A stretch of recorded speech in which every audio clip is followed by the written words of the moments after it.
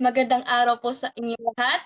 Ito po ulit ang Kalampag at Ambag ng Kabataan at maligayang pagdating po sa Kalambag Live. Ngayong araw po ay tatalakayin po natin ng isang napakahalagang paksa, ang informed citizenship, the role of women in youth and democracy.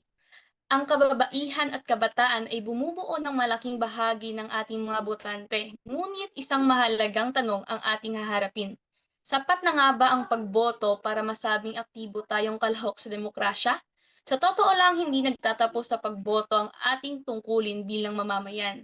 Mahalaga rin ang pagiging informed, mapanuri at kritikal sa pag-unawa sa mga isyu sa lipunan. Lalo na sa panahon ngayon kung saan laganap ang misinformation. Paano nga ba natin matutukoy kung alin ang mapagkakatiwalaan at paano naaapektuhan ng media ang paraan ng ating pag-iisip at pagdesisyon? Ngunit bago po tayo tumungo sa ating usapin ay balikan po muna natin ang napag-usapan natin noong March 28. Nakasama po natin ulit dito sina Jessie, Kuya Akim, Sarah, sina Shivon. And napag-usapan po natin ang youth voices, usapang mental health ng kabataan, kung saan napagkwentuhan po natin yung mga obserbasyon o karanasan na kung ano po yung mga bagay na karaniwang nagdudulot ng mental health and emotional struggles sa kabataan, and kung ano po ba yung mga hadlang kaya nahihirapan po ang kabataan na magsabi sa kanilang mga magulang, guro, kaklase o kaibigan or sa school counselors po natin kapag nakakaranas po sila ng mga matinding bigat ng loob, or bakit po kaya hanggang ngayon ay parang tabu o kaya nakakahiyang pag-usapan ang self-harm sa ating komunidad, at paano ba natin ito na mababago ang tingin ng tao rito, and higit sa lahat na pag-usapan po natin kung may nagbabago nga po ba kapag nalaman nilang nagsi-self-harm ang isang estudyante, at paano nga po ba naapektuhan ng self-harm ang relasyon ng isang estudyante sa kanyang mga kaibigan? At tapos na po, at kamustahin po muna natin ang ating mga kasama sa talakayin natin ngayong hapon. Unahin po muna natin si Athena, nakakabalik lang po sa Kalambag. Yan, hello po. Ito po, kakabalik ko lang po. Oh, Thank you, Athena. Kamustahin po naman natin si Kuya Akim. Akala ko nga ako yung mauna kanina, no? So, by the way, hello everyone. Muli tayo nagbabalik kasi last time na parang hindi tayo nakapag-live stream due to holiday. But however, ngayon nagbabalik na tayo. And I really hope you're very excited kasi kahit kami, we're excited. It's because in how many years? So, how many years? How many months ang siguro, ano? So, in how many months, di tayo nagkaroon ng guest. And I think April din yung last natin nagkaroon ng guest. And ngayon, no, we have another guest ulit. So, makikilala natin siya mamaya. And of course, I'm very excited to know her more. And of course, kung kumusta ba ako, okay lang. Kasi pilit pa rin tayong lumalaban. No, sabi nga nila, no, hindi tayo pinalaki ng sex bomb para bumawi. Ayan. Sex bomb era ako, ha? Chares, oo. Basta yun na yun, no? So, ayun, happy lang dapat tayo. And of course, enjoy our life, no? So, sit back and relax and kami na ang bahala sa tanghali nyo ngayon. Back to you, Daisy. Thank you po Kuya Akim. Kamustahin po naman natin si Shivon. Hi, Shivon. Hi, Ate Daisy. Hi, everyone. Ang ganda ng araw ngayon and I feel like maganda rin yung pag-uusapan natin ngayon. So, I feel like very exciting ang episode na ito, very engaging, and I feel like sobrang magugustuhan niyo talaga yung episode ngayon. So, po, back to you, Ate Daisy. Thank you, Shivon. How about Sarah? Hello po, good afternoon po to the Kalambag team and everyone. I'm doing well and I'm really, really honored and grateful po, lalo na for the youth, to be able to learn from someone with their experience in journalism and public service. Yun lamang po. Thank you, Ate Daisy. Kamusta, Jessie? Hello, Ate Daisy, and of course, our viewers sa Kalambag. So, ayan. Kaya tinanong niyo ako, kamusta ba ako? I'm doing well naman po, especially ngayon, vacation mode na tayo. Pero of course, hindi nagtatapos doon ng lahat. Patuloy pa rin tayo mag-strive for our future. So, ngayon po, yung the past few days has been very, like, yung temperature, grabe, ang init talaga. Yung mapapagusto ko na lang tayo mag-swimming kaagad, ano. Pero yun nga lang, kahit gano'n kainit ang panahon, dapat dala-diretso lang tayo. And of course, I'm very excited sa ating episode ngayon. Just like the other people here, I'm very excited kasi nagkaroon tayo ng guests and it's my first time to experience having guests here sa Kalambag. So I'm very looking forward to our discussion. So yan, thank you Ate Daisy. What about you? Kamusta ka naman kaya Ate Daisy? So much for asking, Jessie. I'm okay and nagpe-prepare na ako kasi back to school na kami next week. So, ayun na nga, upang mas mapalalim ang ating pagtatalakay sa mga ating pag-uusapan ngayong hapon, makakasama natin ng isang espesyal na panauhin na may malawak na karanasan sa larangan ng media and public accountability.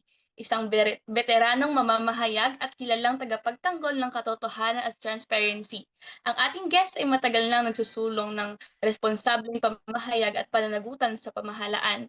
Siya po ay co-founder and former training and executive director of the Philippine Center for Investigative Journalism, co-convener of the Right to Know Right Now Coalition, Neyman Fellow in Journalism at Harvard University, graduated with honors from the University of the Philippines, Diliman, editor-in-chief of the Manila Times and GMA News Online, host of the Public Affairs Program Investigative Documentaries and the Mangahas interviews on GMA7 Network, portfolio as investigative journalist, editor, and newsroom manager in various print, broadcast, and online media, has won numerous awards in the Philippines and overseas, conducted training, seminars, and lectures for journalists, CSOs, students, and teachers in the Philippines, Thailand, Indonesia, Cambodia, Papua, New Guinea, South Africa, and etc. First female chairperson of the University Student Council of the University of the Philippines and third woman editor-in-chief of the Philippine Collegian. As a student leader, was arrested and detained during the Marcos martial law period in 1980 to 1981 for alleged subversion. Isang karangalan na makasama natin ngayon si Miss Malu Mangahas. Samahan po ninyo kami sa isang makabuluhang talakayan habang ating tuklasin ang papel ng impormasyon, media at aktibong mamamayan sa pagpatatag ng ating demokrasya. Ngunit bago po tayo magpatuloy, kamustahin po muna natin si Miss Malu. Hello. Good afternoon po, Miss Malu. Magandang hapon sa inyong lahat at ang cute ninyo at napakasigla ninyo. So, I'm very honored to be with you. I think mahalagang bagay talaga, parang ang dapat diskurso natin, sabay tayong mag-aral. Huwag matakot magtanong, walang maling tanong. At kung ano yung alam ko, baka pwede ko ibahagi. Kung ano yung alam nyo, ibahagi nyo rin.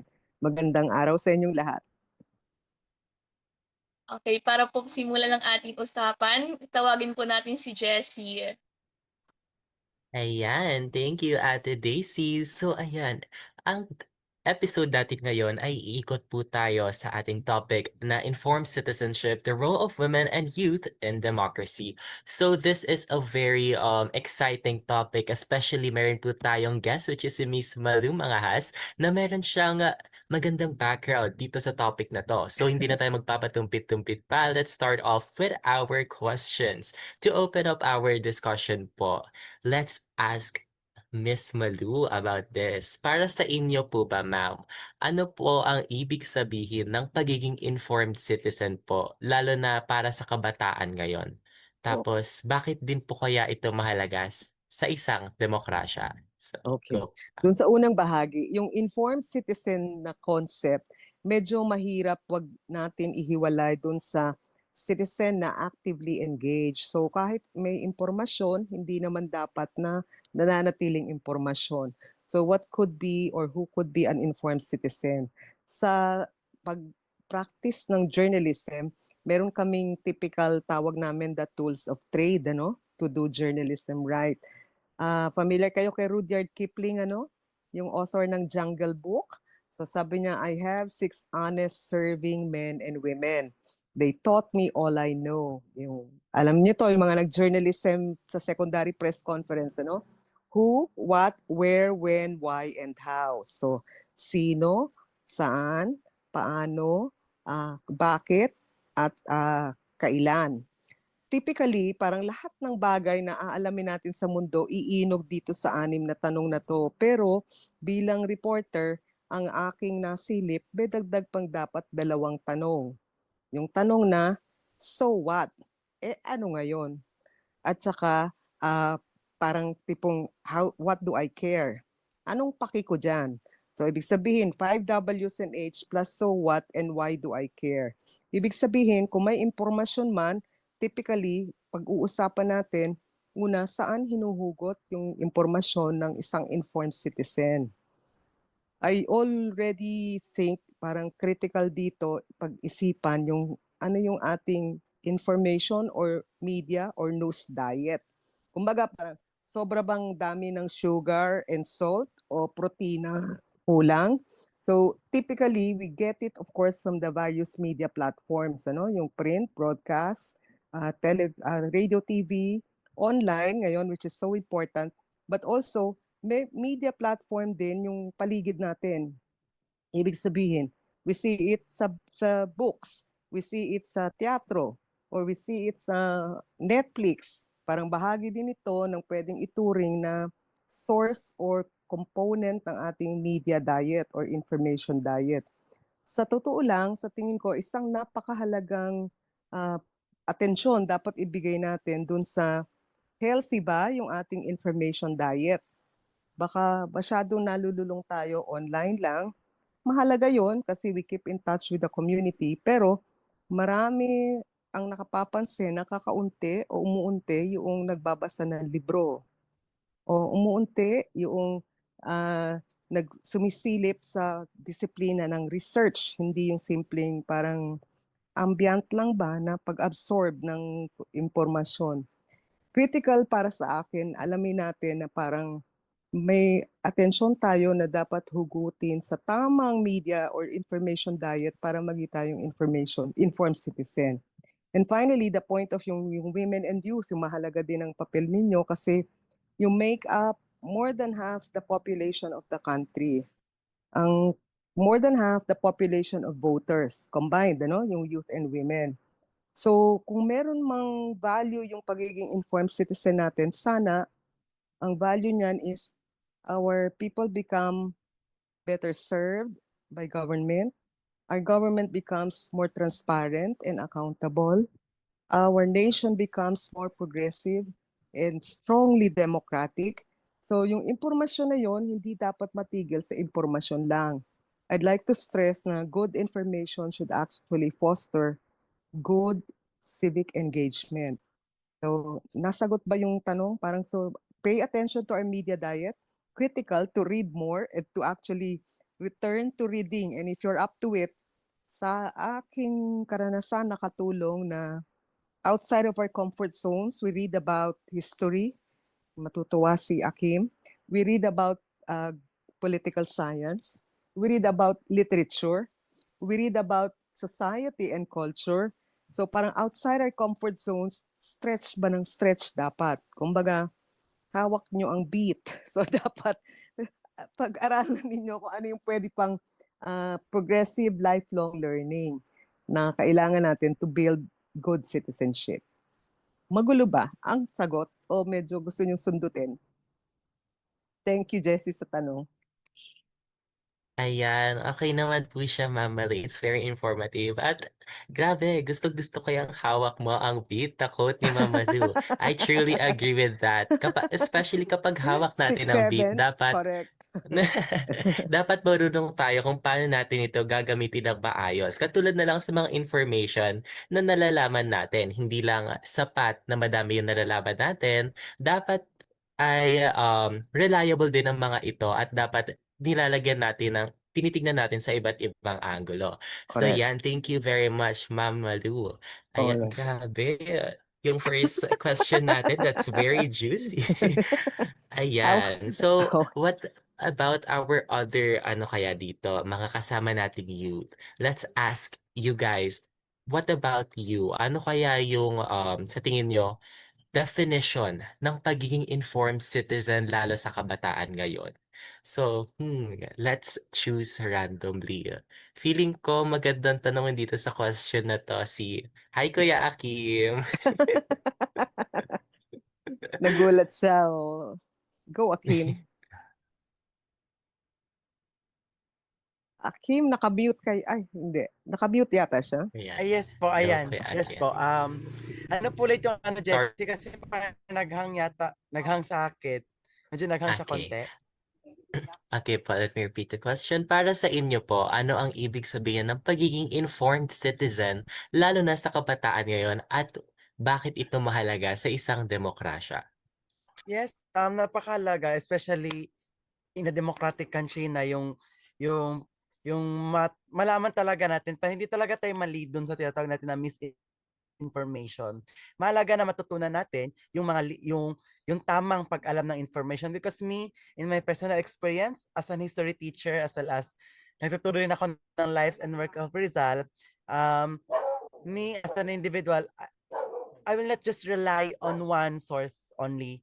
Kumbaga, mahilig akong maghanap kung saan kung saan na book, no? Especially kapag yung isang source may tanong pa sa isip ko na parang feeling ko baka may iba pang information. So, ibig sabihin, kailangan tama yung sabi kaya ni Miss Malu, no, na yung pagbabasa natin ng books. Alam niyo po, Miss Malu, yung nagsimula pa ako nagturo ako ng history, doon na po bumalik yung pagiging bookworm ko kasi hindi lang isang book yung binabasa ko. I think 3.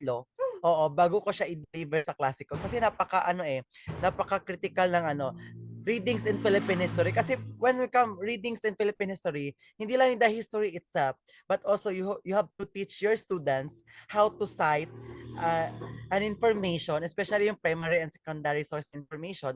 Kailangan malaman din nila yun and as well as yung pag-deliver ng information para di tayo mag-lead dun sa misinformation, no? So, for example na lang siguro the 2 source kung kailan dumating si Magellan sa Philippines. Kasi may dalawang source na tinutukoy kay Pigafetta, of course, Antonio Pigafetta as well as yung Francisco Albo.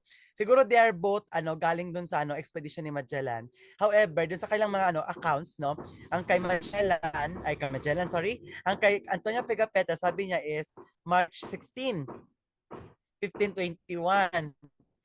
Kay Francisco Albo, nasabi niya na March 17. And talagang ni-research ko talaga bakit magkaiba. However, doon ko parang may nakita kong isang site doon, Miss Malo, na okay, gaya pala. Kasi ang sinunod ni Magellan tuloy, Ni ni Pigafetta Pigafetta. Western Standard Time. Then, parang Eastern nata yung kay Albo. But kung titingnan natin, it's just the same. Doon lang sa yung tawag nito yung gumamit ng Eastern Time. Diba, pagtatawid tayo ng international dateline, magma-minus at saka magpa-plus ka ng day. So, Good. parang yun. Yun pa lang, parang napaka-critical na may ibang source. Bakit iba? Kasi nasanay natin yung sa kanta ni Yoyo Villame yung March 16, 1521.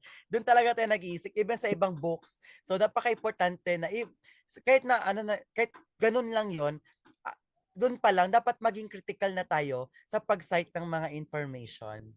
So, Good. yun lamang po. Okay. Back to you, Jessie. Ayan. Dami ko Ayan. Thank you nasabi. so much. It's okay. Don't you worry. Thank you so much, Kuya Akin. Grabe, ang information talaga natin, no? Yan, super dami nating sources. Pero kailangan talaga natin suriin kung ano nga ba, what's the best source out of them, at kung anong pinaka-reliable. So thank you for that, Kuya Akim and Miss Malu. So maybe let's move on to a question naman for the other people naman. Let's go to our core discussion and ask this question naman. Sa tingin niyo po, bakit kaya mahalaga ang access to right information? And of course, to open up this topic po, sige, of course, let's ask Ate Daisy. Okay, thank you, Jessie. So, para sa akin, bakit nga ba mahalaga yung access to right information? Siyempre, yung tamang information is dahil ito yung nagiging gabay natin sa pagbuo, like sa pag-come up ng opinion or to make a decision, di ba? And also, kapag tama yung information, mas nagiging malinaw ang ating pag-uunawa sa mga issue. Kasi pag may mga misinformation, naguguluhan tayo kung alin ba dito yung tama, kagaya ng sinabi ni Kuya Akim, di ba? Nag-lead ng mga maraming conclusion sa utak kung ano ba yung tama. Kaya mahalaga talaga yung maka-access tayo ng right information dahil bilang kabataan, kailangan din natin ito para hindi tayo madaling impluwensyahan ng mga maling tao or maling balita or mga kagaya ng fake news or misinformation o panlilin lang. Nakakatulong din ito upang maiwasan yung pagkalat ng fake news sa ating komunidad, lalo na sa ating mga paaralan, sa ating paligid. And sa huli, yung tamang information is nagbibigay ng kapangyarihan para tayo ay kumilos ng tama. Back to you, Okay. Jessie. Pwede bang mag-interject lang ng konti? Dapat nating alamin na karapatan natin makakuha ng impormasyon mula sa pamahalaan. Nasa saligang batas yun, nasa constitution yung the people's right to know, the people's right to access information. At meron ding obligasyon ng gobyerno na magbukas ng lahat ng mga dokumento na ginagamit nila o ginagampanan nila para sa pagbibigay ng serbisyo. Ang critical issue dito is it's a constitutionally guaranteed right. Ibig sabihin, kung karapatan man yan, kung hindi natin i-assert or aangkinin, baliwala lang. Kumbaga, it's just something enrolled in the Constitution. Pangalawa, it is a right that should be claimed and asserted. Kaya natin sinasabi na may karapatan tayo makaalam tungkol sa mga nagaganap o ginagampan ng gawain ng ating gobyerno. Critical na concept ulit, basta lahat ng ginagawa ng gobyerno concerning public interest, kung may public concern o public interest na value doon sa kanilang trabahong ginagampanan. Ibig sabihin nun, lahat ng ginagawa nila na involved ang paggamit ng pondo ng bayan, dapat ibukas yung impormasyon na yon. Posibleng may mga mali o hindi ipagkakait, pero kaya nga precisely kailangan ang informed citizen aware din sa kanyang mga karapatan. At aware din na dapat niyang i-claim or i-assert yung karapatan na yon. Ayun, thank you, Ma'am Malu. Grabe, purple. I was about to ask you the question, but thank you for adding that po. That is true po na hindi lang sapat sa pagiging informed citizen yung mga knowledge na nalalaman natin. Dapat especially ma-maximize natin ang ating rights, especially dito sa information since ang lahat ng ginagawa ng government, just like what Miss Malu said, is dapat, especially if nag-involve dito sa ating public funds or yung funds natin, is dapat it has transparency and nakikita natin kasi lahat tayo ay may karapatan para malaman yon. So, thank you po, Miss Malu. Ayan, grabe. Parang, sige, ask pa natin. Parang may gusto pang sumagot dito. Siguro, ask natin si, hello, Athena. I'll ask you the same question po ulit. Kung sa tingin mo, bakit mahalaga ang access to right information? Ayun nga po, katulad po ng sinabi po nila at ni Ate Daisy and ni Miss Malu, karapatan din po natin siya and gabay po natin siya sa paggawa ng mga decisions.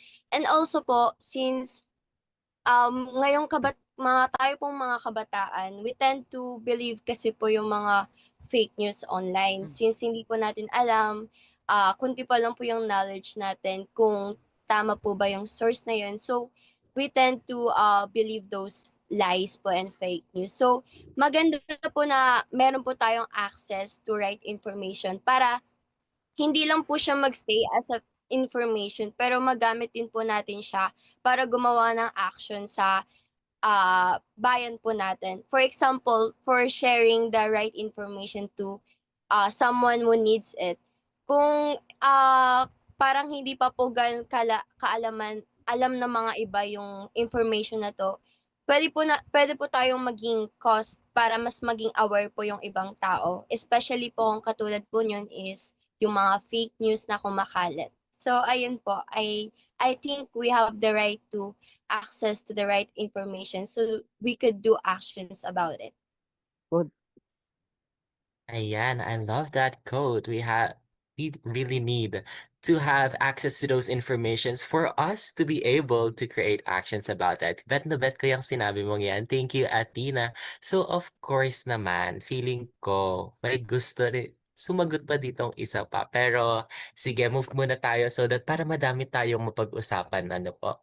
Sa third question naman natin for our discussion, sa tingin ninyo, paano naaapektuhan ng media ang pag-unawa ng kabataan sa mga social issues? At paano nila malalaman kung alin ang dapat paniwalaan lalo na sa panahon ng maraming misinformation? So, ang tatawagin naman po natin to answer this Sarah, question I see. Ayun, tama si Miss Malu. Let's call on. Hello, Sarah. parang ready na Wow, siya. ang bilis mahulaan, ma'am ha. Pero for me talaga, malaki yung impluwensya ng media. Hindi lang naman para sa ating mga youth, kundi para din sa mga iba. And dahil dito, yung mga kasi dito na rin yung parang nagiging first source of information ng mga kabataan, no? Pero dahil maraming platforms ngayon, hindi lahat ay credible. Kaya kailangan maging mapanuri tayo in terms of checking sources, comparing information, and hindi agad maniwala sa nakikita natin online. What about you, Miss Malu? I'll give you the same question po. Paano naapektuhan ng media ang pag-unawa ng kabataan sa social issues?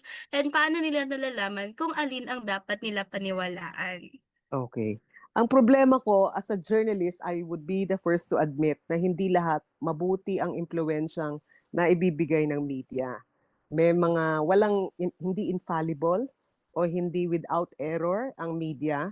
And we'll have to also consider na sa tingin ko, when we're talking about yung news media, no, or the other media platforms, later on pasok natin. So, print, radio, TV, online. Kung sisilipin ninyo for citizens at large, ang print, lalo na yung mga tigulang, hindi yung mga kabataan tulad ninyo, ang print o ang mga dyaryo at tabloid, ang medium of record and reference. Actually, para din sa media, minsan sumasabay o sumusunod lang sila sa nailabas sa dyaryo. So kung minsan kung mali o kulang yun lang yung nailalatag sa radyo at sa telebisyon. Ang radio is the medium in a developing country like the Philippines, is the medium of reach. Ibig sabihin, malawak yung naaabot niya kahit sa mga kanugnugang lugar sa kanayunan. Radio ang talagang medium nila. So ibig sabihin, iba sa karanasan ninyo siguro kasi baka doon kayo sa online, yung other media. TV is the medium of greatest impact. Ibig sabihin, pagka nakita ninyo, nagigitla kayo, natatakot kayo, nabibwisit kayo, kasi ang TV, visual ang peg. Diba? Parang video is a very powerful tool of television. Ang online media, meaning social media or news media or the platforms, ang pinakamalaki ang potential to be all of the following. Record and reference, kasi merong archive, may digital history, etc. Reach, ang lawak ng impluwensya ngayon ng online media, and impact. So yung sinasabi ninyo na minsan mag-spread ka ng maling impormasyon o ng maling balita, kakalat yan bigla. In some sense, sa mga tamang paggamit ng online media, we've learned about the Saffron Revolution in Cambodia. We've learned about the earthquake in many parts of the world through social media or online media. So may mabuti naman siyang naidudulot.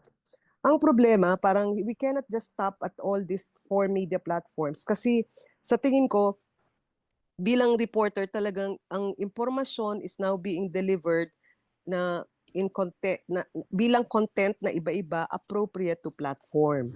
So even kayo, 'di ba, parang iba ang usapan ninyo pagka online. Hindi siguro lahat kayo sumusulat sa dyaryo pagka may complaint kayo sa columnist o sa balita nila. Hindi kayo siguro nagpapadala din ng complaint sa radyo at TV or tumatawag kung may mali. Malaking bagay yung informed yung citizenship o yung audience para kung may mali, itama ninyo. Kumbaga, magpahayag kayo ng inyong pagtutol sa mga maling balita. Kasi otherwise, iikot lang yung tinatawag nilang fake news, di ba? Mahalagang bagay sa tingin ko, una, I am not a fan of the term fake news. Kasi pag news, meron naman talagang dapat usually acceptable standards na accuracy and fairness. You don't write the news to peddle falsity. Diba? Tapos may process ng parang pwedeng pagtatama kasi pwede ka mag-file ng libel case, pwede ka mag-complain sa editor, pwede mong awayin yung reporter pag nakita mo. Pero hindi siya fake news talaga, si Donald Trump ang nag-originate ng term na fake news eh. By general standards, siguro si Akim will relate to this, ano? Historically, yung term na fake news is akin, hindi Akim, akin to terms like propaganda, public relations, public information. So, ibig sabihin, it's always been with us. Ngayon, tinatawag siyang misinformation or malinformation, pero hindi pwedeng fake news kasi ang mangyayari nun, it's so repeatable. Pero kung tatanungin ko kayo, ano ba yung bahagi o hindi kasama sa fake news? Pag spelling error ba, grammar error, fake news? Diba? Parang kasi it's so repeatable, you don't really know ano yung boundaries. I think it all comes back to misinformation or hindi lang siguro nakuha yung tamang impormasyon or disinformation, talagang intentional na gusto magkalat ng maling balita. So, dapat sa tingin ko, again, I go back to yung parang problem na the informed citizen is a very choosy citizen. Ibig sabihin, alam niya yung kung online yan, di ba sabi, think before you click. Kung parang all other types of information, sabi ni Akim, get the other side. Sa tingin ko, get all sides to the story. Hindi pwedeng konti-konti lang na basa-basa, parang i-challenge natin yung sarili natin to verify. At kung may mali talaga, magpahayag tayo ng pagtutol. Huwag pabayaan na manatiling mali. Medyo magulo ba? Ay, sorry Si Akim, Akim, tama ba? Okay, thanks. Nasagot That's ba? very true, no po. Yes po. Lalo na ngayon na halos lahat ng kabataan ay online na. So, dapat hindi lang, basta may information ka, dapat alam natin kung tama ito at mapagkakatiwalaan. Let's also ask Ate Chevon, paano Ayan. maapektuhan ng media ang pag-unawa ng kabataan sa social issues at paano nila nalalaman kung alin ang dapat paniwalaan? Ayan. So, I feel like ano talaga, no, malaki talagang effect ng social media sa ating kabataan, lalo na sa mga Gen Zs. Of course, like, we grew up with technology and social media, so we really can't deny na like malaki ang effect nito sa opinions natin, sa pag-iisip natin, sa mga social behaviors natin.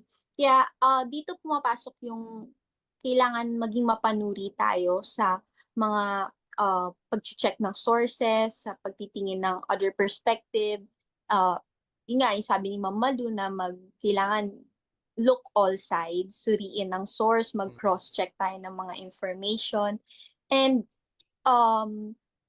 parang ang media kasi, ano yan makapangyariang kasangkapan. Like, it's either mamumulat tayo o maliligaw tayo. Kaya mahalaga talaga ang media literacy kung yun nga, sa pag-iisip natin ng critical, magtanong tayo, mag-research, hindi lang basta-basta naniniwala. Ayun lang po. Pwede ko bang ilatag sa... Actually, kasi kami, yung mga...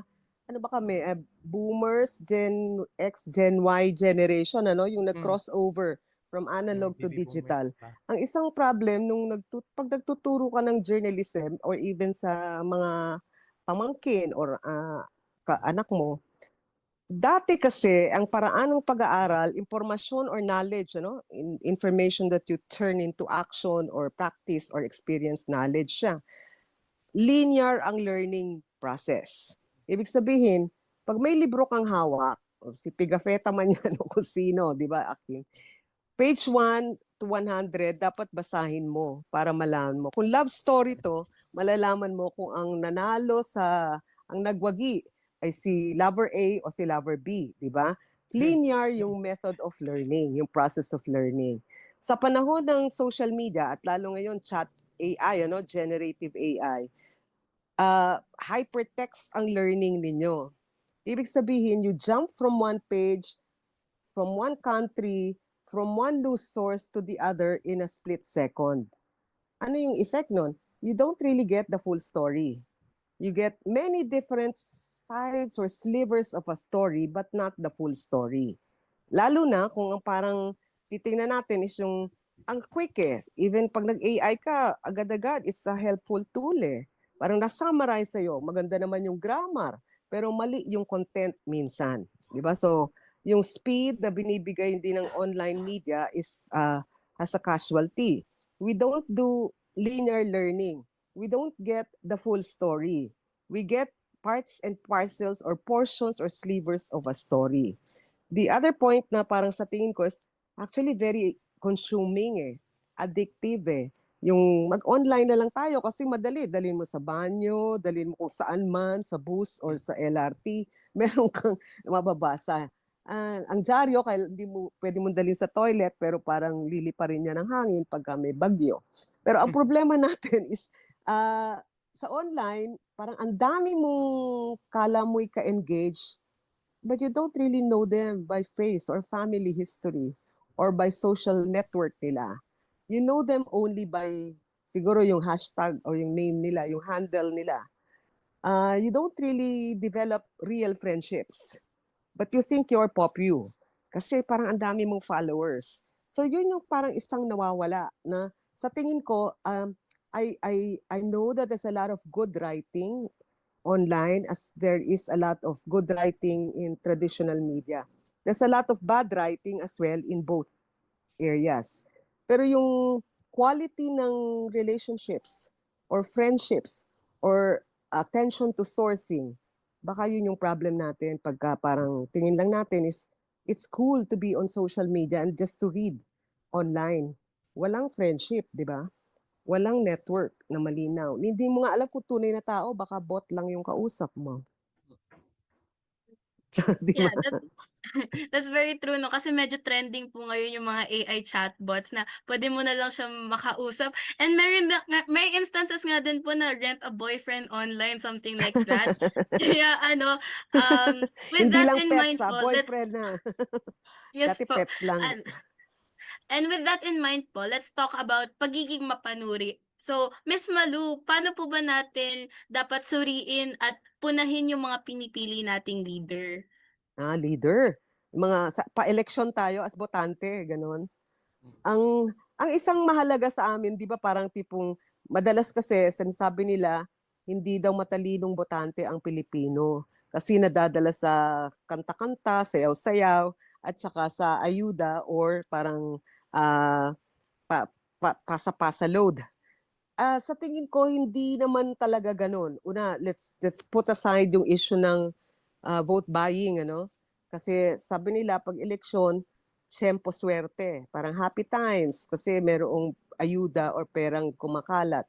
Pag hindi daw eleksyon, tiyempo muerte o season of death kasi wala lang tagtuyot. Pero ako ang tingin ko, yun na yung sa vote buying in particular, mahirap magkaroon ng judgment doon kasi maraming ang taong nangangailangan at saka parang sa taong bayan din naman galing malamang yung pinamumudmod na pera. Pero let's talk about our leaders. Mahalagang bagay talaga sa atin yung parang pagsusuri ng track record ng mga leaders natin. Ibig sabihin, kung napapansin ninyo, sa lahat ng eleksyon, nakailang eleksyon na ba kayo? Nakaboto na ba kayo lahat? SK pa lang. Si Akim siguro, nakaboto ka na? Once. Twice Si na Jessie. po. Twice ka na, Daisy? Si Akim twice nang nakaboto. Okay. So, yung mga leader natin, pagkahalalan, wala naman nagsasabing gusto nila ng korupsyon.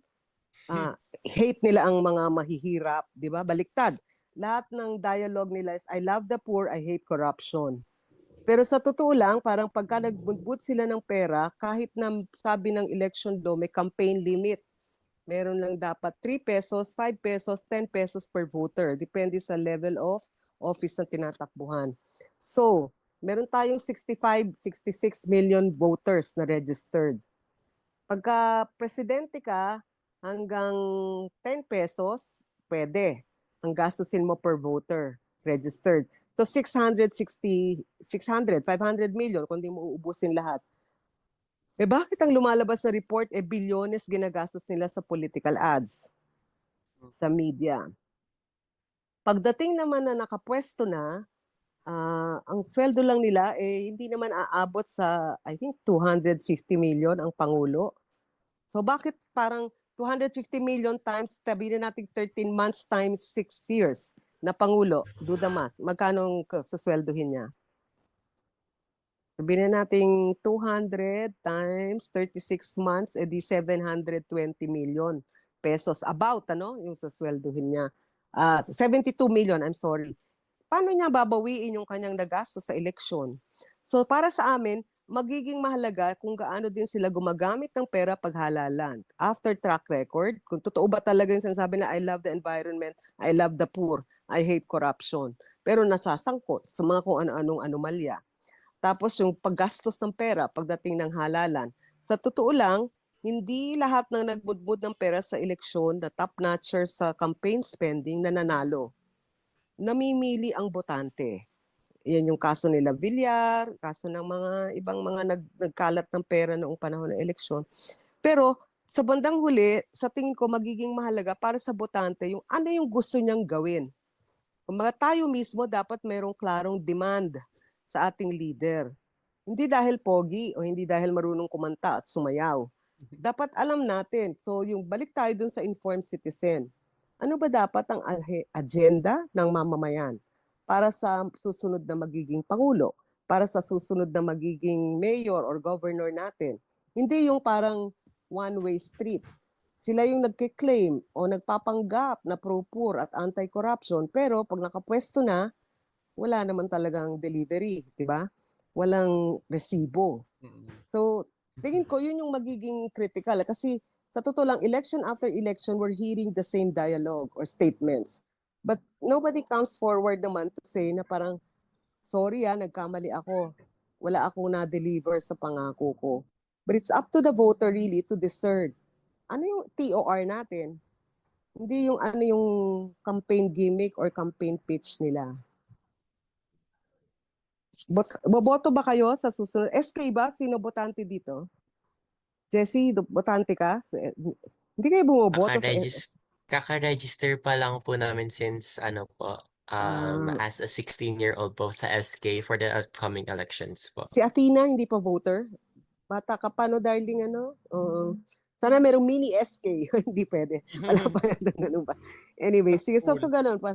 Track record, and then tingnan kung paano yung campaign spending patterns nila. And then, define natin ano yung ating sariling agenda. Hindi yung inilatag lang ng kandidato. Okay.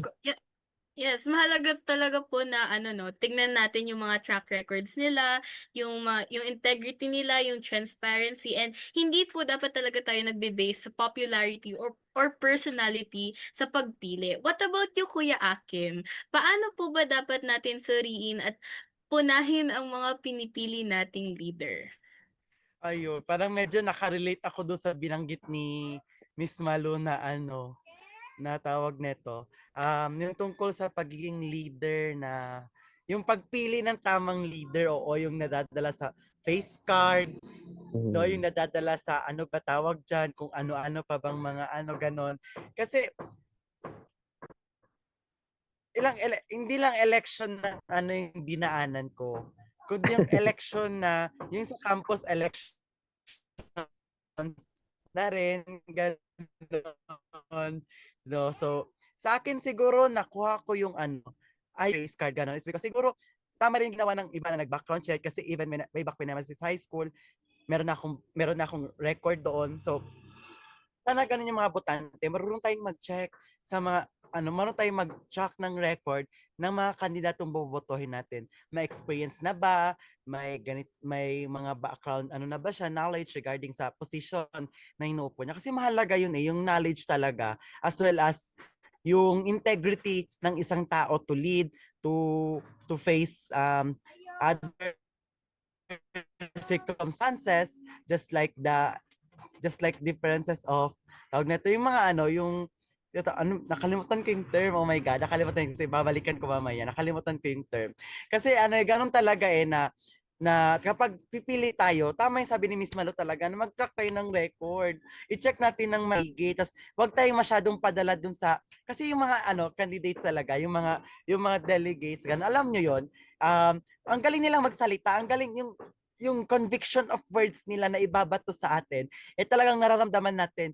Kasi sorry Miss Malo, ito talaga na-observe ko na kapag paparating na yung election, talagang ganda ng ang ganda ng mga pinapresent nilang platform of governance, may mga comparison pa, hanggang sa ending, comparison pa rin yung nangyayari, mag-end na yung term nila, may comparison ulit, based on my experience to ha. So, kaya nasabi ko, ganun ulit.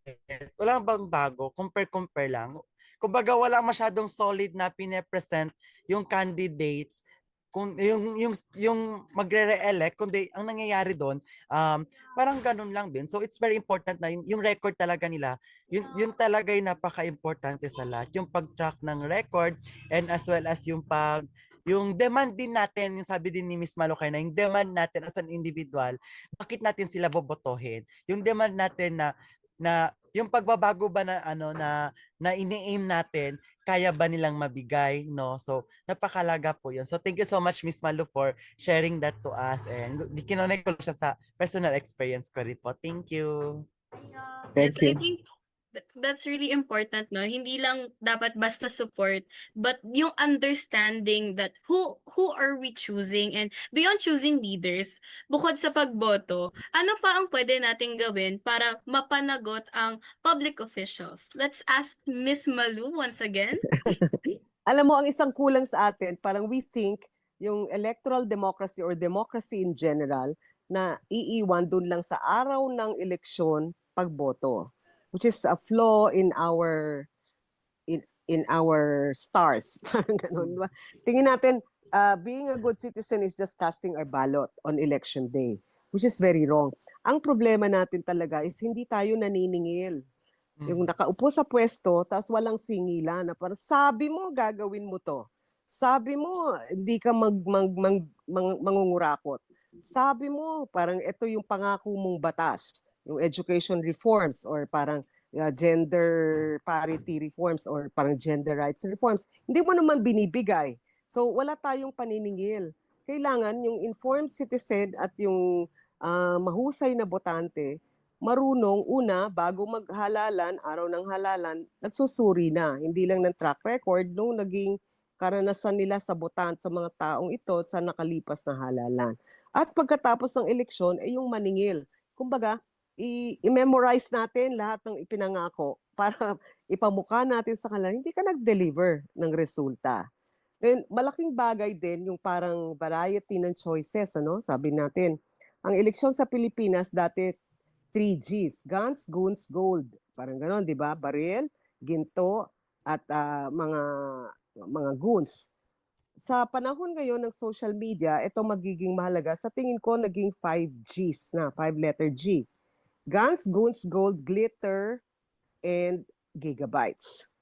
Okay, yung glitter, yung mga artista o influencers na endorser. Gigabytes, yung campaigning online, ano? Yung, hindi lang simpleng yung mga official Facebook ads, pero communities o influencers na binibili ng mga kandidato para mag-pump up ng kanilang online media presence or ma-target kayong mga first-time voters o yung mga voters na labas sa syudad mahirap abutin o mga OFW natin. So critical na may familiarity tayo dito sa 5Gs na to kasi ang bihasa sa pagboto ng mga tao ngayon sa paniningil, ano, hindi natin nasisingil. Gaano ba karami ang mga political dynasties or angkan sa Pilipinas? Lahat halos ng probinsya ng Pilipinas may mga angkan.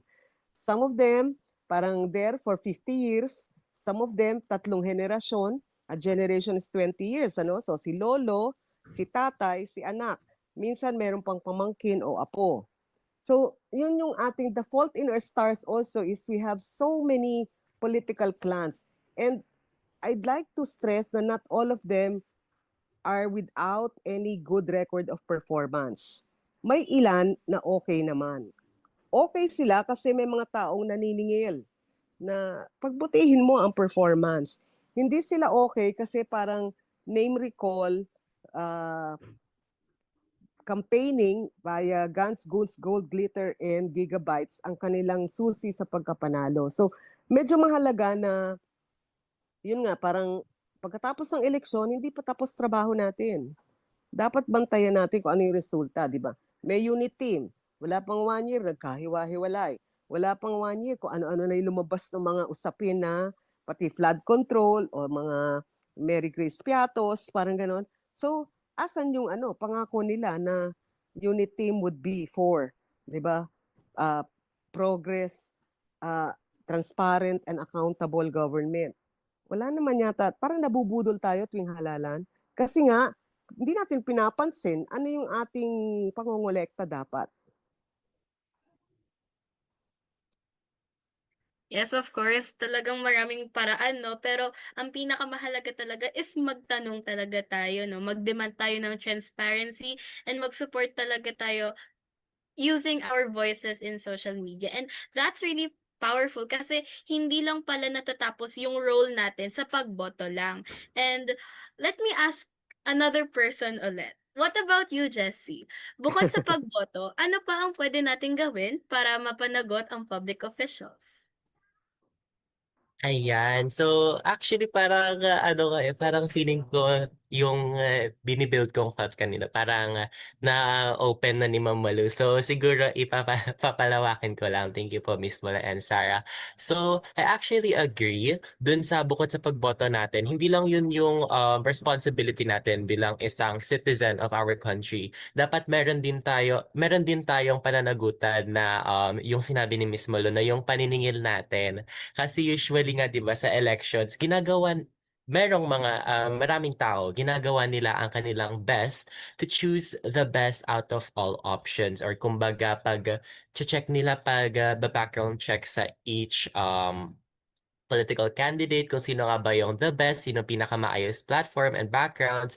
Pero pagkatapos ng election, kapag naiboto na natin sila, minsan nawawala din talaga sa isip natin yung pagbabantay kung lahat ba nung kanilang mga pinangako ay nagagawa nila. Kaya dun naglilid sa sinabi ni Ma'am na kailangan talaga natin singilin pagkatapos. Kumbaga yung parang sinabi mo, Sarah, na importanteng pagtatanong. Kasi kumbaga tayong citizens ang nagluklo sa kanila or nag-elect sa kanila sa position nila. Kaya all of us has the rights para matamasa natin ang kanilang mga pinangako at hindi lamang sa mga salita kundi sa gawa. So ayun, feeling ko yun lang naman. Sige. Parang, ayun, sige, move na tayo. Parang feeling ko may gusto pang sumagot dito eh. May nakasmile. Sige, si Kuya Akim naman kaya, ask natin siya ng same question. Bukod Mm. sa pagboto, ano ang pwede nating iba pang magawa upang mapanagot at makapagdemanda accountability sa mga public officials? Ayun, mahalaga talaga yung accountability kasi way back when I was a student leader, talagang I assure that there's a transparency in our office. Napakadali lang kasi yan Kumbaga, as public servant, madali lang yan basta wala kang tinatago. Madali mo yang maibigay sa taong bayan kung wala ka namang tinatago. Kaya nga tama si Miss Marol, kailangan tayo rin maging mapagmatsyag tayo, especially dun sa mga projects, no? Sa mga projects na meron tayo, yung ginagawa ng mga public officials sa atin, especially yung mga infrastructure, kasi nakalagay naman yan, nakapaskil yan especially kung anong year siya dapat matapos, ilang months dapat siya, yung time span na hanggang kailan siya matapos, as well as yung budget na nandoon.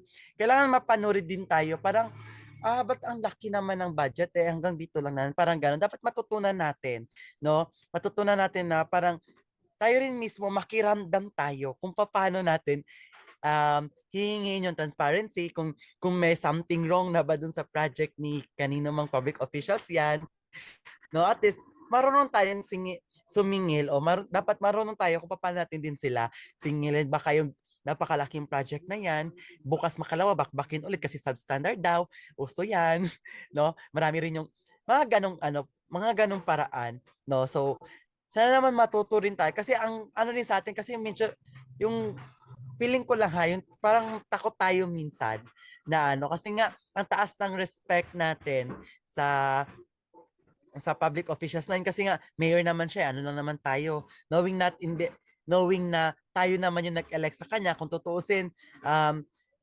tayo yung boss nila. Dapat pinagsisilbihan nila tayo through the programs and projects na ini-implement nila sa ating community o sa ating bansa. So it's very important na tayo rin mismo, ngayon sabi ni Miss Malo, maging mapagmatsyag, no? Kasi di nagtatapos tama dun sa pagboto. Kailangan hanggang sa end, marunong tayo mag-assess kung naipatupad niya ba yung naging pangako niya, napatupad niya ba yung mga pinagsasabi niya during the campaign, and doon natin i-assess kung dapat pa ba siyang ibalik sa posisyon o siguro maghanap naman tayo ng iba.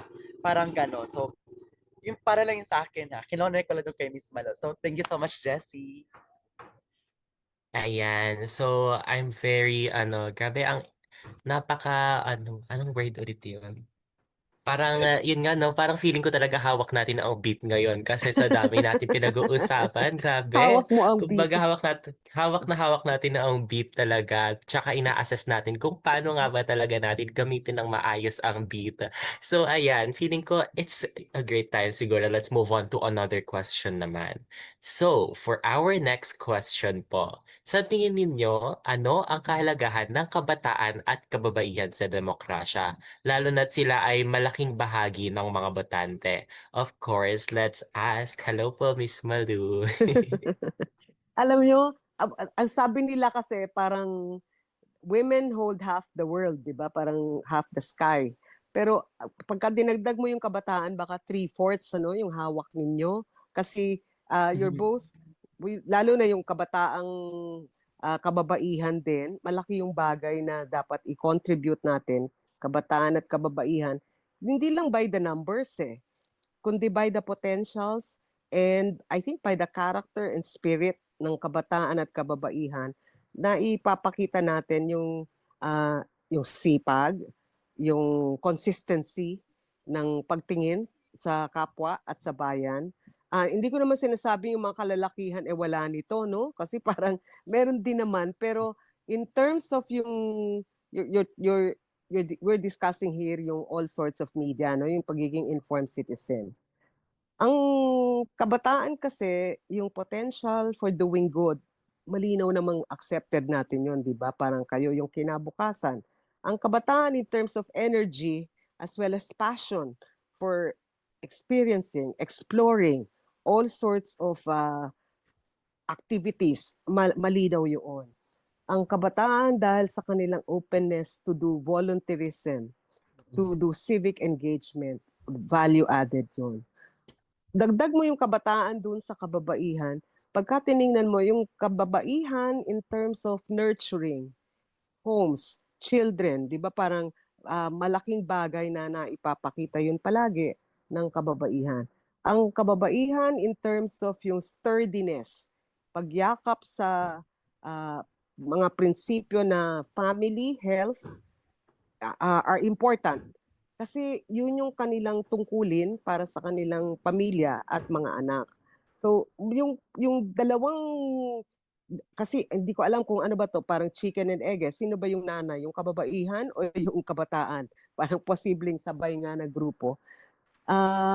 Hindi matatawaran yung kanilang potential to be ramparts of yung democratic reforms or civic engagement. Hindi matatawaran, hindi lang dahil sa bilang nila o sa dami nila, yung kanilang ipinakitang kakayanan at kasiglahan na maggampan sa civic duty natin bilang mga mamamayan. And I think overall, yung dapat din tingnan kasi, meron din silang mga lantay na issues Yung kababaihan, I think paglabas mo sa mga syudad, particularly yung reproductive rights, tunay na mga issue. Kasi parity of voices sa mga pamilya na anong family planning method ang gagamitin. Access to info, access to services nga wala. Diba? Yung misogynism sa politika natin. Kailan lang, diba, yung mga kasong gustong imbestigahan ng House of Representatives, yung kay Congressman Suntay, at saka kung ano-anong mga komentary nung panahon pa ni dating Pangulong Duterte, it's parang part of the sad strand of our politics na may misogynism na malinaw. Sa kabataan naman, I think yung parang some of the things na parang dapat nating i-address is it's recognized that you hold the future in your hands, pero the opportunities given the youth parang kulang pa. Kasi Even sa mga civil society groups I've done studies on yung pretend democracies, ano? Yung mga kunyari malamalang demokrasya pa. Pero sabi ng mga youth leaders na na-interview ko, ang problem nila parang the youth wants a seat at the table. Hindi pa binibigay yun ng sapat. Minsan grudgingly kasi the old Turks, yung mga old guards, ayaw magbigay ng puwang para yung kabataan maging mas malaki ang papel. Whether CSO yan or government or academe, di ba? Sabi ko parang, paano nagmamanifest yun? Kasi sabi nila, madalas pagka sa mga organizations, and ito dapat, kasi batay sa talent, batay sa merit, ang gagampanan yung role. Pero madalas daw ang binibigay ng mga matatanda, katulad ko siguro nung sa PCIJ, ayusin mo yung PowerPoint ha, ayusin mo yung venue, ay ikaw mag-document ha, parang ganun the really menial administrative tasks. Hindi na sapat yun. I think dapat i-recognize, we give the youth a seat at the table, we recognize their voices and their talents and their merit. Pero ganun din naman yung responsibilidad ng kabataan na parang hindi dahil masigla kayo at may energy kayo o maingay kayo, dapat tama na. Yung obligasyon naman na to actually put forward good, clear, reasonable, fair, and exceptional ideas, bata yun sa pagiging informed citizen ninyo, di ba? So back to the circle na may potential at ang laki ng potential actually ng kabataan at kababaihan, dapat i-address yung kanilang mga issue, bigyan sila ng dagdag na karapatan at kagalingan at benefits, pero sana din parang prove your worth.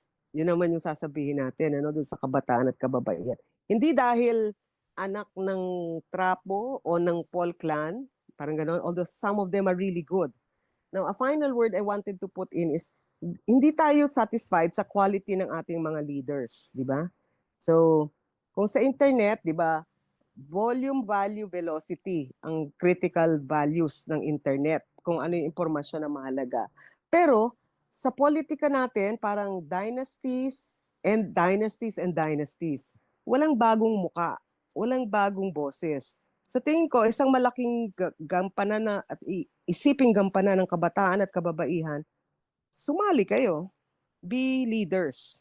Whether barangay council yan, o SK yan, or local government, add value to the discourse by being there, inside, on the front lines. Para may choice naman tayo, may bago. Yun lang. Ay, weird. So, tatakbo kayo, SK. Election na. October. Ay, sorry. Hindi pa huli ang lahat. Okay. True yan. Thank you so much, Miss Grabe. Ang dami niya, giving the children a seat, or the youth a seat at the table as long as they have a good, clear, reasonable, fair, and exceptional thought doon sa kanilang gagawin. Hindi lang sapat na dapat, ayun Maingay. nga, hindi lang, ayun, hindi lang dapat sapat na maingay, dapat meron din tayong gawa. Not only talks, but also works. Ayan. So, feeling ko, Okay. okay naman siguro. Overtime tayo saglit since Okay. it's a very great conversation. Let's ask Siobhan naman the same question as well. So my question to you naman, Siobhan, same question lang, repeat ko na lang. Sa tingin mo, ano ang kahalagahan ng kabataan at kababaihan sa demokrasya, lalo na't sila ay malaking bahagi ng mga botante? I feel like yung answer ko nasabi na rin talaga ni Ma'am Malu eh. So, but to also say it, yun nga, like what Miss Malu has said, important ang papers or ang papel ng mga kabataan at kababaihan sa natin, sa demokrasya natin. And I feel like not just in terms of voting, but also in terms of perspective, and yun nga yung sabi ni Ma'am Malu na, which is character. And kumbaga parang for me, nagiging representation siya sa atin, 'di ba? Nagiging representation siya as change. Kumbaga as generations pass by, syempre kailangan din yan, sabi ni Ma'am Malu na kailangan ng new faces. We could also, tayo yung representation nun. So, okay din yung ano no, pasok ko lang. Since, dito sa United Nations, like half of, or like let's say, actually 60% ng kabuuan ng buong United Nations are full of 60% women. And nakikita natin doon kung paano nakakatulong yung collective action natin collective action natin sa pagbabago ng lipunan. So, ayun nga, sa kabuuan, yung kabataan at kababaihan, mahalaga din po siya sa in our democratic world kasi nagbibigay din po ng balance and also gives voice sa other parts na hindi na rin. So, ilan po. Okay. Galing nyo, ha? Boboto kayo, ha? Hindi pa muna si Athena, bata pa to masyado, eh. Yes po, tamang-tama guys. Meron tayong right to vote kaya gamitin natin ito ng maayos at para matamasa natin ang ating magandang kinabukasan, let's maximize our rights at gamitin natin ito ng tama. So, tamang-tama. Thank you, Miss Lulu and Siobhan, for that answers. So, siguro let's move on to our closing. And the most awaited question naman siguro, sabihin na lang natin. For our final question, ano ang isang mensahe na gusto ninyong iwan sa kabataan at kababaihan tungkol sa pagiging informed at responsible citizens? Sige, let's ask. Let's ask Athena naman to open this convo. I have a lot to say po, pero ayun po siguro po yung magiging mensahe ko po is maging open po tayo sana about sa topics na including po sa ating country, mga social issues or about sa politics po, especially po as youths po. Ano po, kasi po sa sinabi po kanina ni Miss Malu, I just want to say po na yung part na hindi po nabibigyan ng malaking papel yung mga youths. I think po kasi kailangan na ma-maximize po yung meron kami as youths since parang label din po kasi kami as yung pag-asa ng bayan. So, an experience to have that kind of papel sa lipunan would be good for us po kasi ma-enhance po namin yung sarili namin para makatulong din po kami and mag-cause nga po ng changes sa lipunan natin. And yun po, gusto ko pong mabigay yung message na sana this generation maging mas active pa po tayo, maging mas maboses po. Hindi lang ingay, but yung worthy na meron po tayong mapapakita sa people, not just youths of course, but also yung mga kababaihan since nai-embrace na po natin ngayon na equal po yung isa't isa sa yung mga kalalakihan and yung kababaihan, we're equal. So I think it's really good to enhance ourselves and also to delve more into politics and learn about those things na could help for us to take actions to give an even more changes and good positive changes of course and opportunity para mag-grow po yung natin country. Ayun po. Okay. Ayan, thank you, Athena, for that wonderful question. Grabe, pang Miss Universe ang atake nun, no? So, thank you so much for that wonderful message. So, of course, let's ask Siobhan. Ano ang isang mensahe na gusto niyong iwan sa kabataan at kababaihan tungkol sa pagiging informed at responsible citizens? Siobhan, take it away. So I feel like for me, ang one message ko would be, yun nga, vote wisely. Tayo ang may hawak ng future natin, 'di ba? So I feel like yung kailangan natin na going back sa topic natin kanina na which is yung media literacy, yung kailangan bakit informed citizen, kung bakit natin kailangan maging maalam sa isang bagay na to. Syempre tayo yung boboto, bakit kailangan track the records, kailangan know their history, kung may knowledge ba sila about this specific category.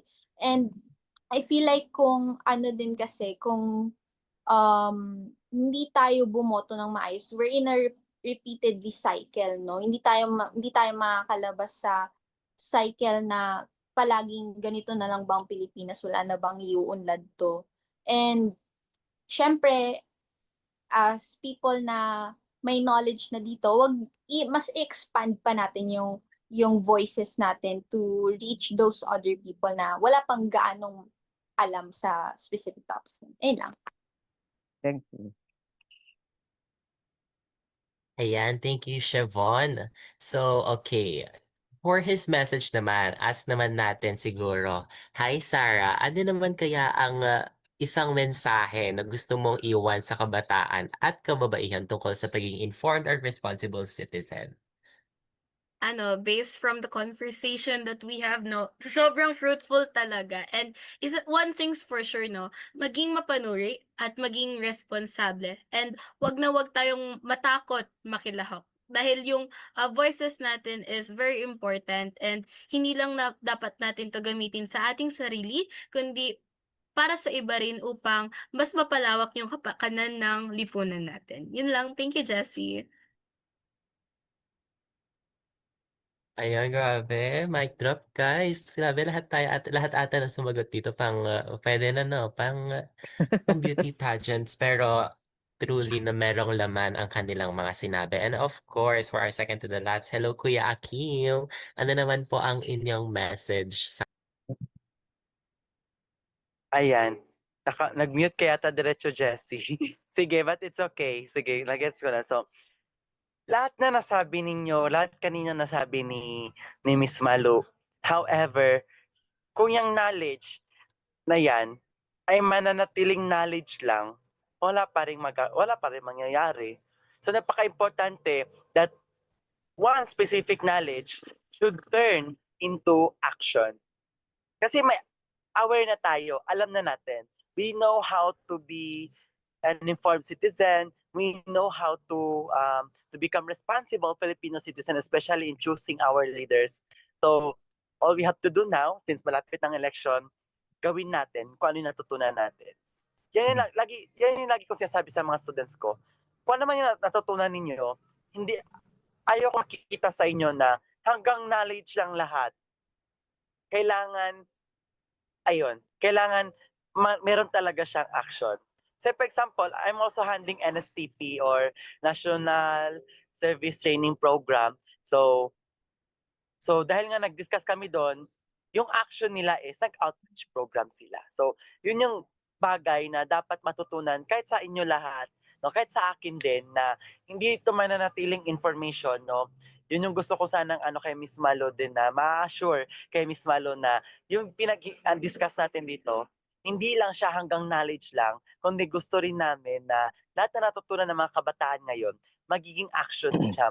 Kung gagawin talaga siya in a real life. So napakahalaga na yung tapang natin, yung lakas ng loob natin, na gawin kung ano man yung natutunan natin, ay napakahalaga. Kasi nga sabi nila, di ba, tayo yung pag-asa ng bayan. So mahalaga na mismo sa atin magmula yung action na baguhin kung ano man yung balikong sistema ng ating lipunan. Thank you so much, Jessie. Ayun, grabe. Tayo ang mag-straighten sa balik kong sa balik kong sistema ng lipunan. Kumbaga, curve tayo magagawa ng paraan para maging straight to. So, thank you so much, Kuya Akim. And of course, para sa isang pangmalakasang bitaw, let's call on ang may hawak ng beat, si Miss Malu, to answer the same question po. Ano po ang isang mensahe na gusto niyong iwan sa kabataan at kababaihan tungkol sa pagiging informed at responsible citizen? Okay. Para sa kabataan, tingin ko parang we can never really stop learning. Lifelong learning, ito dapat na i-embrace natin kasi yun yung magiging critical para maging informed citizen at informed voters tayo. Ang mensahe, get your butts off your computers and learn from the world outside. Diba? Parang experience things outside your comfort zone. Yun yung isang mahalaga. I think also for both women and youth, may ethics test kaming binibigay sa mga estudyante namin sa journalism. And this applies to us as well as to the leaders we will choose. So ang katanungan, is it ever all right to lie, steal, cheat, injure, kill to get elected or to elect leaders? I think magiging mahalaga na parang sabihin natin, no, it's never all right. At yun, across the board, across spheres of professional pursuits that we do, or even when choosing leaders. And I think for all of us, particularly the youth and the women lalo na, pag sinabing, is it ever all right to lie, cheat, and steal? I don't think we will be injuring or killing people, di ba? I think it's never all right. But also, it's never all right even when no one is looking. Kahit walang nagbabantay, kahit walang sumisilip. Pero pagdating sa politika at sa ating mga leader, kailangan silipin at alamin. Kasi public office is a public trust. Yun lang. Yeah. Salamat. Ayan, grabe. Isang malakas na palakpakan para kay Miss Malu. Thank you. Ayan, so Salamat din sa inyo, kay Josh at saka kay Tita Meth ninyo. Siya yung aming contact dito sa inyong grupo. Next time, let's do some learning sessions naman ng how to access info. At sumali kayo sa FOI Youth Initiative namin. Okay, thank you so much po, Miss Malu. Grabe, ang ganda ng ating discussion ngayon. Pero siguro, add ko na lang din. Parang gusto ko din sagutin to, no? Isang mensahe, no? Parang nasabi niyo na lahat, pero add ko na lang din to. I do agree dun sa sinabi ni Miss Malu na never stop learning kasi hindi nag-stop ang knowledge sa kung ano man ang nalalaman natin. Patuloy na merong darating at darating na knowledge sa atin, especially in our world kung saan ikot to ng ikot. Parang, ayun, it's a cycle na. And of course, add lang din natin na yung ability natin na to hear, to speak, and of course, to do something. Let's not only hear, but we have to listen and understand Also, yung sa pagsasalita natin, hindi lang dapat yung pag-iingay, dapat meron ding laman yung sasabihin natin for us to fulfill our roles as informed and responsible citizens. So ayan, thank you so much po for that conversation. Ngayon naman, ibibigay naman natin ang beat sa ating sa magsisynthesis na si Kuya Akim. So Kuya Akim, take it away. Ayan, maraming salamat, Jessie, no? At of course, to Miss Malu and sa lahat ng mga dumalo ngayon sa Kalambag at sa lahat ng nanonood ngayon. No, isang malaking biyaya ito para sa amin. Ngayon naman, isa-isa natin yung mga napag-usapan kanina. Alam ko, very exciting, no? And of course, syempre, meron tayong pakunting ano lang ha. Tawag nito, nito sa synthesis, hindi ko lahat para meron pa rin kayong curiosity sa mga late lang nakapasok, do. Syempre, to encourage you also na balikan yung episode na to kasi napakaganda talaga. And of course, no, sa kanina na pag-usapan natin yung kung paano yung pagiging informed citizen natin. Paano nga ba maging isang informed citizen? And of course, no, sa journalism, kasi journalist din ako before way back when I was in high school. Lagi lang na-elbow pagdating sa DSPC. Nakakatawa. Elbow. Elbow. Copywriting nga yung pinasok pero laging elbow, pero siguro ganun talaga. Kumbaga I'm never denied but only redirected, ganon. So, of course, no, parang sa news article ang drama nito, no, kailangan na doon yung WH question, yung what, when, where, and why. Of course, yung H na how. And of course, dinagdagan kanina ni Miss Malu, yung dalawa, which is yung so what. So ano yung nandoon? And of course, what do I care? So, ano ba yung pake ko? Ano ba yung relation ko with that kind of with that kind of information? Paano ko ba siya magagamit? So, napakalaga yon na dapat ganun tayo sumuri ng information to become informed citizen. And of course, na-highlight din ni Miss Malu yung tungkol sa information diet, no? So, para encourage ko na rin kayo na panoorin talaga yung full episode na to para ano ba itong information diet, no? Siyempre, pwede ko na sasabihin kasi alam ko na kailangan balikan nyo talaga to. And of course, the importance of reading books, gaya ko kanina, no? Hindi lang other source, kundi all sources talaga para alam talaga natin kung tama ba talaga. Marunong tayong mag-compare kung ano nga ba yung tama talaga, yung pinaka-accurate talaga na information. Kasi yun naman talaga yung gusto natin, di ba? Ayaw natin yung mga misinformation, disinformation. So, dapat tayo sa sarili natin, alam natin paano maghanap ng tamang information. Huwag yung Mm. ChatGPT lang na voice ng tapos lalabas na doon yung mga information and paniniwalaan agad natin. No? Kailangan matuto tayo sa ganun. And of course, yung pinaka-love ko talaga, yung progressive lifelong learning. No? Kasi nga, lagi nga natin sinasabi sa Inat Philippines na walang gulang sa pag-aaral, walang antas sa lipunan pagdating sa pag-aaral kasi lahat tayo ay patuloy na nag-aaral pa rin. Kahit nga kaming professionals, no? Meron kaming mga master's degree, doctoral degree, meron pa kaming inatira na ibang mga seminars para mas matuto kami. Kumbaga, learning outside the box. Parang ganun yung ano namin na talagang kailangan namin mas matuto pa kasi nga we cannot give what we don't have. So kailangan mas matuto pa kami para mas marami pa kaming tawag nito, yung mai-serve na mas masarap na putahe which is the information sa inyong mga kabataan. And of Okay. course, no, napag-usapan din kanina yung tungkol sa, of course, yung gabay natin paano tayo makabuo ng information, no? Of course, alamin nyo, balikan nyo dito. Balikan nyo tong episode na to. Of course, oo. Nabanggit din kanina ni Miss Malu, yung access or yung right to access on information, no? Yung, of course, karapatan natin yan, constitutional rights natin yan, nasa constitution yan, no? Nasa Article 3 natin yan ng 1987 Constitution. Balikan nyo rin yung Constitution natin. Alamin nyo rin yung mga rights natin yung sa Article 3. No? And of course, baka gusto nyo tumakbo nandun din sa Constitution natin yung mga qualifications. Yung mga qualifications ng kung ano, kung qualified ba tayong tumakbo sa next election. And of course, no, yung being aware of our rights, no. Una sa lahat talaga hinighlight tayo ng United Nations, no, do sa UDHR and hanggang sa konstitusyon natin, kailangan dapat aware din tayo talaga sa ating mga karapatan. Kahit nga mga bata, di ba, dapat aware din tayo sa ating mga karapatan. Kantahin nyo lang yung bawat bata sa ating mundo. So, alam nyo na yung karapatan ng mga bata.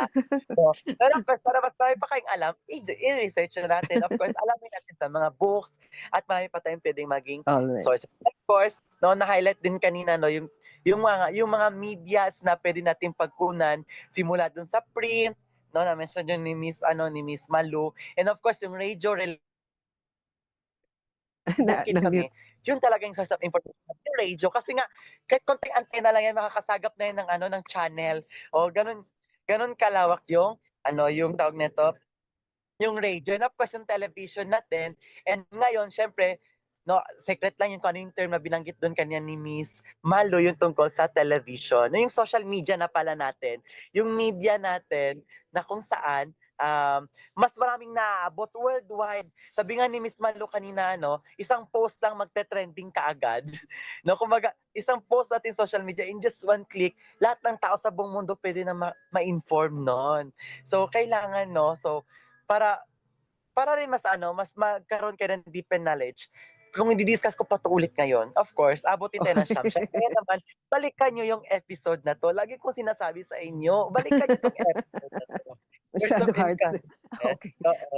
Of Babalikan course na naman, nila dahil kanina mo pa sinasabi. Yeah. Babalikan na And nila. of course naman po, yung tawag nito, yung pagiging good leaders din na pag-usapan kanina. Of course, first yung pag-check ng record nila, no, hindi yung pang-i-stalk high pa rin yun. Of course, yung check ng record, kumbaga alamin natin yung mga background records nila, ano ba yung mga experiences nila through leadership, and of course, yung mga nagawa na nila. So that para sa atin, mas alam natin timbangin kung paano sila, kung tawag nito, yung pagboto sa kanila deserve ba nila yung boto natin o hindi. And of course, yung pag-demand natin, sabi nito ni Miss Malu kanina, dapat marunong tayo mag-demand. Kasi nga tayo yung pinagsisilbihan nila. So, kailangan, meron tayong mga demands na kailangan nilang ma-reach, of course. No? Napakalaga yun. And of course, yung tungkol din sa yung balikan natin yung mga nila, kapag re-electionist yung tatakbo, balikan natin kung may nagawa ba sila yung term nila, and saka tayo mag-judge kung deserve ba silang ibalik sa position o hindi na. And of course, yung 5Gs, dati 3Gs yan, no? Nabagay si Miss Balog. 5Gs na yan ngayon. Naalala ko talaga yung Ano yun? 3Gs, yung gold, God, glory. Of course, Guns, naman, goals, and gold. Oo. Dahil naman, meron tayong guns, golds, and of course, nadagdagan ng glitters and gigabytes. No, so of course, oo, alamin nyo yan. No? Dapat alam din natin itong mga ganito. And of course, yung potential ng youth natin is very evident. Dito pa lang po sa Kalambag, Miss Maluma, I can assure you na talagang napaka-potential po ng mga youth natin, not just to become a leader, but also maging servant na rin, maging of course, mapagkakatiwalaan sa mga information na rin. No? So, talagang kailangan lang sigurong ma-recognize, mabigyan ng mas malawak na platform yung mga youth natin, of course, to express themselves, their skills, no, what they can serve to our country. So, napakahalaga ho yun. And of course, yung kanina rin, yung latest na tinapag-usapan din, yung ano nga ba yung message natin sa mga kabataan, bago lang yun. So, of course, lagi kong sinasabi sa inyo, balikan nyo ulit. Oo. So, yan ang pinapag-usapan namin. So, back to you, Jessie. Napahaba yata yung synthesis. Sorry. Grabe, synthesis. Summarized nga, grabe, no? Kahit parang hindi dapat panoorin pa rin natin kasi 'di ba, katulad ng sinabi natin, linear dapat ang atake natin dito. Linear ang learning natin. Dapat from start hanggang end. Hindi tayo mag-skip sa end para wala tayong ma-miss na information. So, ayun, thank you Kuya Akim for that synthesis. Ngayon naman, para sa ating announcements, let's call on Athena. Take it away. Ayan. For the announcement po, as usual, we have Kalambag every Saturday. Same time, 1 to 2 p.m. Live on YouTube or FB page. Next is, meron tayong Inclunasyon, Inventioning an Inclusive Society or Inclusion, every Wednesday, 3 to 4 p.m. And lastly, meron po tayong Senior City, an adult learning and education with a focus on the framework of lifelong learning every Saturday mamaya pong 7 to 8 p.m. Yun lang po. Thank you. All So, right. ayan. Thank you so much po, of course, to our special guest, Miss Malu Mangahas, for this wonderful conversation na ang ganda talaga ng discussion natin. Grabe, sobrang enjoy na enjoy. Kita-kita naman, grabe ang smile. So, ayun, thank you din, of course, sa mga kasama natin, si Kuya Akim, Siobhan, Athena, Sarah, and of course, si si Ate Daisy George. na Tsaka si Josh. yeah, si Okay. Kuya Josh and si Ma'am Bonsal, of course, to Sir JP. And of course, again, Miss Malumangas, thank you so much po Walang for giving us the anuman. Be opportunity good. to talk with you Okay. po. Salamat. Ayan. So, yun nga po. Ito po ulit ang Kalambag. Thank you for watching. See you next episode. Bye-bye po. Kapon ka. Muchas gracias. Maraming salamat.